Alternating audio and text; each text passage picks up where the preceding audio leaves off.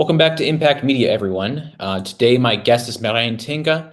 He is called the Plastic Soup Surfer, and he uses a paddleboard made from recycled plastic to travel rivers and streams to spread awareness about the issue of plastic pollution. And he documents his journeys and uses his platform to positively influence politicians and decision makers at the highest level to implement policy addressing plastic pollution. And today, he's going to outline some of his most successful campaigns, including the adoption of the Plastic Soup Surfer resolution, which broke 20 years of political deadlock in the Dutch parliament, making deposits on small plastic bottles mandatory starting in July of 2021 and cans in 2023. And I don't think I did him justice with that short introduction there, so I'm going to let him introduce himself. Merijn, welcome. How are you doing? Hi, Mike. Thank you for having me. Great. Thank you very much. Yeah, I'm doing great. Yeah, in lockdown here in the Netherlands. Curfew, lockdown, not much to do. Well, Merijn, why don't you tell us what in September, you just completed a 550-kilometer journey. Can you just kind of give us a high-level overview of that? Yeah, so I paddled from the most southern tip of the Netherlands all the way to the most northern part of the Netherlands, right? Well, through all our rivers and streams we have here in the Netherlands.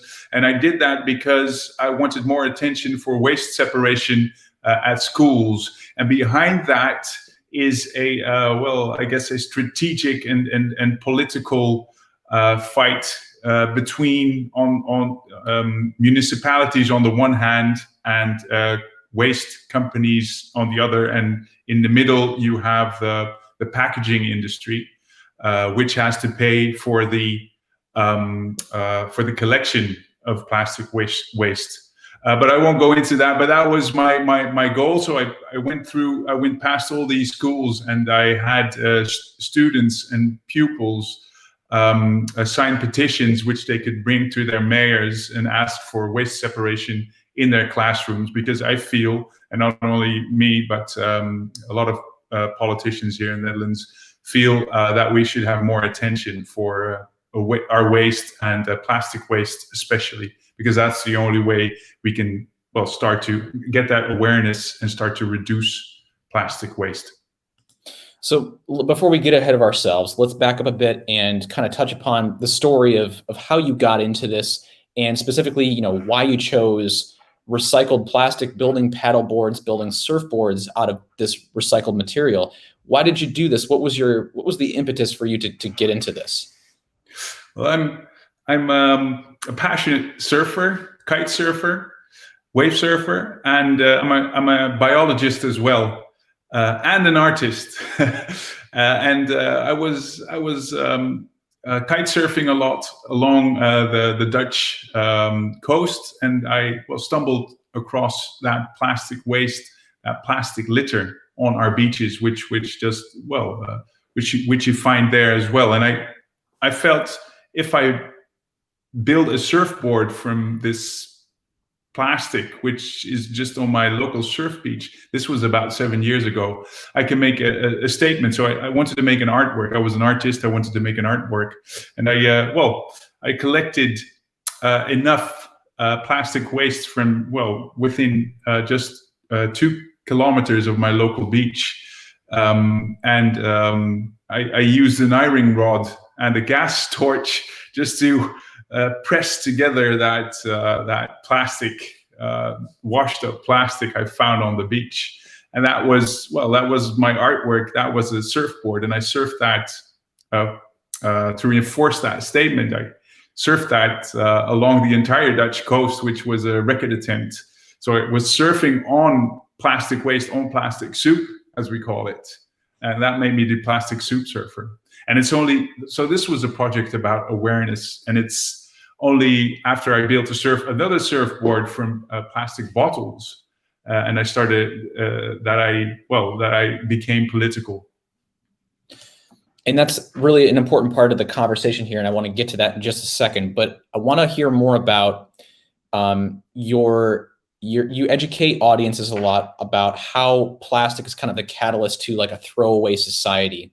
And a lot of us kind of unconsciously just use plastic in our everyday lives, not really thinking about the environmental ramifications of it. We may understand it intellectually. We may know it's not good for the environment, but we don't really see it.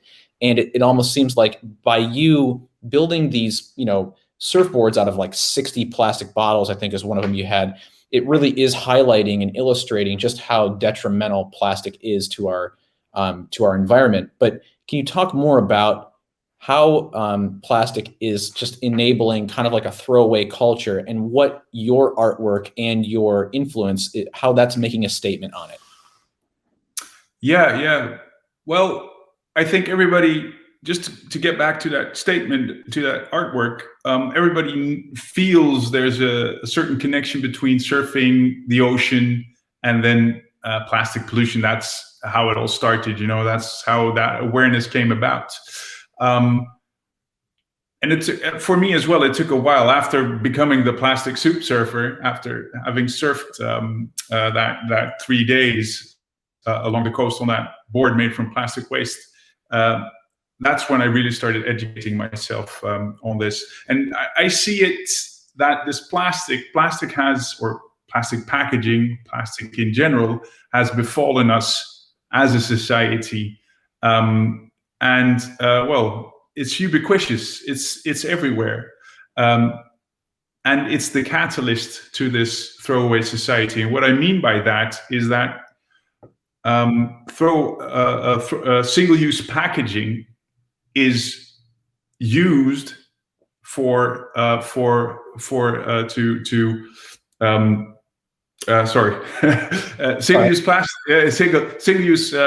plastic is used for our impulses mostly. It's the cheapest solution.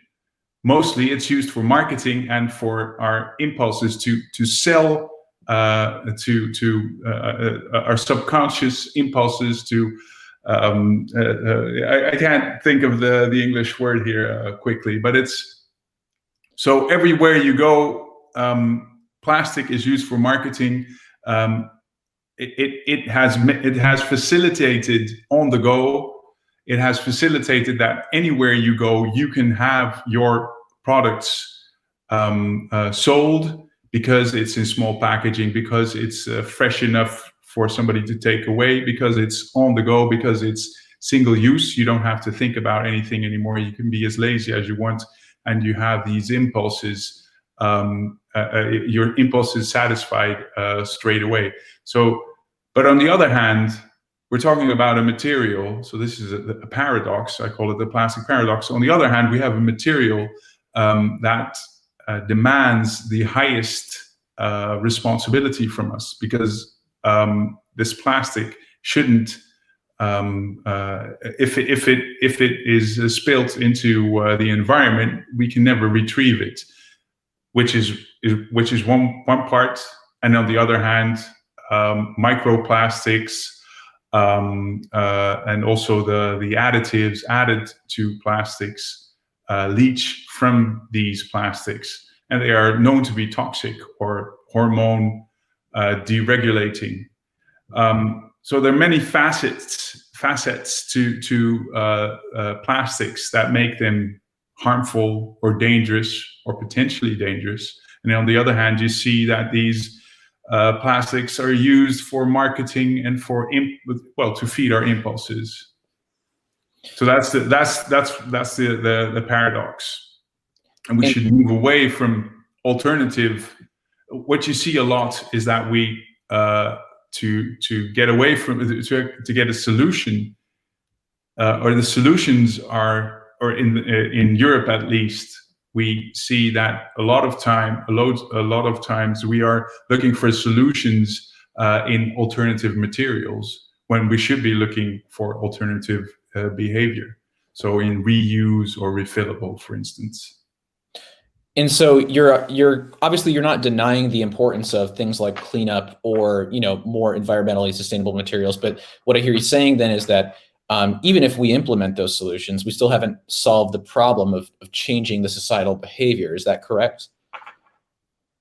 Yeah, sure. So recycling and cleaning up are no solutions at all, actually. They're just part of this system we've built around plastic. So recycling is what you do after you've sorted your plastics or you sorted your waste, and after you've done the collection of that waste. But it should start at the collection. If we have proper collection, you have big companies saying all our products are recyclable or are recyclable, right? 100% recyclable, when they should be saying all our products are 100% collected. That would make sense, because that's the only way we don't find that it won't spill into the environment anymore. I mean, if you think about a turtle, for a sea turtle, it doesn't matter whether it's biting recycled plastic or recyclable plastic or bio-based plastic for that matter, or even compostable plastic for that matter. What should be done is we should have full responsibility by those parties putting out plastic products on the market. They should take full responsibility for collecting that and making sure it doesn't spill into the environment. And so then let us touch upon some of the actual policy changes you have helped to get passed in Parliament. I want to highlight the journey you took through the North Sea on a recycled board, going from Netherlands to England, essentially. Can you talk about that? What did that start? Well, yeah. So this was in 2016. So what I do is I build boards from plastic litter or plastic waste, and I attract attention by, doing long distance expeditions on those. And in this case, I built a board from plastic bottles, and I surfed it from the Netherlands to England across the North Sea, which is about 200 kilometers, kite surfing. And I did that as the kickoff. That was a record attempt. But I did not do that for the Guinness Book of World Record, but I did that because it was the kickoff to a petition for deposits on small plastic bottles in the Netherlands. Now, we do have deposits on big plastic bottles in the Netherlands, but we don't have deposits on small plastic bottles in the Netherlands. And everybody knows, if you have deposits on plastic bottles, they will not be thrown out anymore, and they'll be collected and brought back to the stores or wherever you hand in these bottles, in the Netherlands, preventing 75 million of these small plastic bottles in our rivers, streams, and beaches or parks every year. 75 million every year if we have deposits on those. So this record attempt across the North Sea, these 180 kilometers, was the kickoff to a petition. And I collected 55,000 signatures with that petition. And of course, the story behind it of somebody surfing a board made from plastic bottles across the North Sea. And then when I was in Parliament, I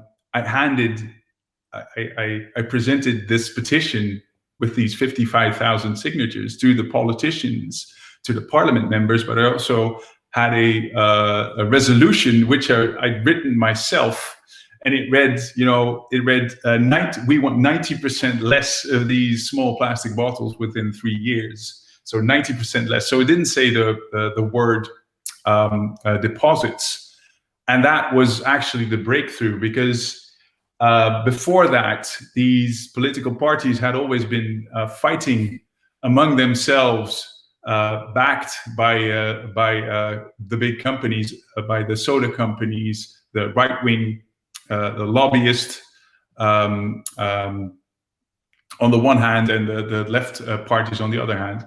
And this was the political breakthrough, because now they had a result-driven resolution, which did not say deposits anymore, and which did not say cans.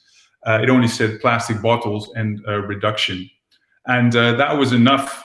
That was enough to have a compromise and use this for the basis for the policy to roll out new policy. And well, as you can imagine, the companies never reached this 90% reduction of plastic littering of these plastic bottles. And as a result, we will now have deposits on small plastic bottles starting the 1st of July. And just last month, they used that same policy to make a decision that they will also have deposits on cans by the end of 2022. Sorry. Yeah. And this is so interesting because here in the United States, it is so difficult to get things passed in Congress and get bills not only brought to a vote, but just to get anything done. And you seemingly achieved this just with storytelling, essentially, by riding this board across the North Sea. What do you think about that, kickstarted actual results? Why did they respond? Why do you think the politicians responded so well to what you did? Well, first of all, this was a topic or a subject that was being talked about, I mean, for maybe 20 years already. So I was on this wave, you might say. This wave was already rolling. And it was actually, it's great that you mentioned storytelling, because I think that had a great part to do with it. It played a great role because it opens doors. It makes that politicians want to talk to you, want to see you. You become a representative for a cause because of storytelling. And I use that later on again. So I had this resolution from politicians, but you all know what promises from politicians mean. I guess it's the same thing in the United States as it is here in the Netherlands. So what I needed was these lobbyists, these companies.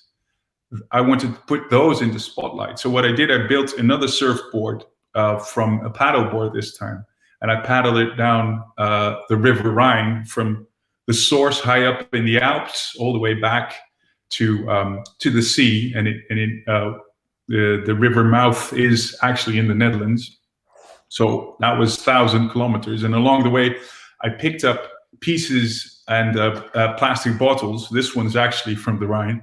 And I brought those back to the soda company, so to the Dutch Coca-Cola, to the large supermarkets. And I got into the offices of these CEOs by using a bailiff and a judicial instrument, which we had developed ourselves with a couple of lawyers or attorneys. And this judicial instrument implied responsibility for these company CEOs and these companies. And the bailiff made sure I could, walk straight into the boardrooms with this judicial instrument and with my plastic litter. And combining that promise from the politicians on the one hand, and this implied responsibility from these CEOs, and getting to know the interests of the soda companies on the one hand and the supermarkets on the other hand, and using that and relaying that once again to these politicians. That is what actually materialized this policy. So there's a few years in between this resolution, the actual policy rollout, because it all takes time. Of course, you need perseverance, but in all that, in that whole trajectory, in that process, storytelling always played a great part, because on the one hand, you have a story to tell in the media because they're interested in your personal experience when you were on the surfboard paddling down the Rhine, because that just makes great images, and it's much more attractive than, plastic litter, images of plastic litter in the Rhine. now you have, well, this representative. And on the other hand, it also opened the doors to these CEOs because they were interested, just intrigued by these different ways of attracting attention. Just curious, you might say. So they were always open to talk to me. And that's a really interesting insight, and I'm glad you shared that with us. And I think that your story in your case really highlights the power of storytelling to get political action done.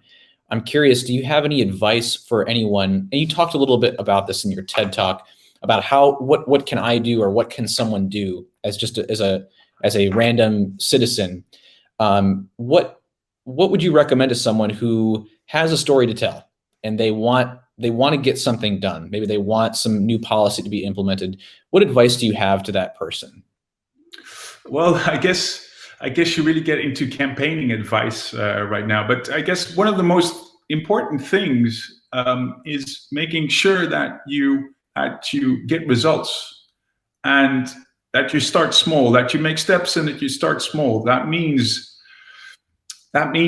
on the one hand, looking for a cause, which having a vision on the one hand, of course, but also looking for small steps which you can, in which you know you will have a success, because that builds up to larger success. And of course, you need to get a right amount of people around you to help you, because also I didn't do this by myself. I stand on the shoulders of many who helped me to do this along the way.